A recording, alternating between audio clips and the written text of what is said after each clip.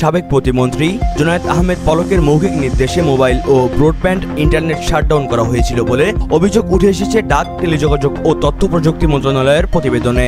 এই ঘটনা তদন্তে গঠিত তদন্ত কমিটি গতকাল মঙ্গলবার এ সংক্রান্ত প্রতিবেদন দাখিল করে। এতে বলা হয়, গত 15 থেকে 16 জুলাই 2 দিন মোবাইল ইন্টারনেট এবং 18 জুলাই থেকে 23 জুলাই পর্যন্ত ও 5 আগস্ট ব্রডব্যান্ড ইন্টারনেট বন্ধ ও চালু করার বিষয়টি ডাক ও টেলিযোগাযোগ বিভাগের প্রশাসনিক অনুমোদন ছাড়াই সাবেক প্রতিমন্ত্রী জুনায়েদ আহমেদ পলকের মৌখিক নির্দেশে বাংলাদেশের টেলিযোগাযোগ নিয়ন্ত্রণ কমিশনের চেয়ারম্যান মোহাম্মদ মহিউদ্দিন আহমেদের নির্দেশনায় সম্পন্ন করা হয়। প্রতিবেদনে আরও বলা হয়, গত 17 ও 28 জুলাই এবং 5 আগস্ট মোবাইল ইন্টারনেট বন্ধ ও চালু করার বিষয়টি স্বরাষ্ট্র মন্ত্রণালয়ের আওতাধীন ন্যাশনাল টেলিকমিউনিকেশন মনিটরিং সেন্টারের নির্দেশনায় সম্পন্ন করা হয়। মহিবুল্লাহ নাহিন, প্রহর 24।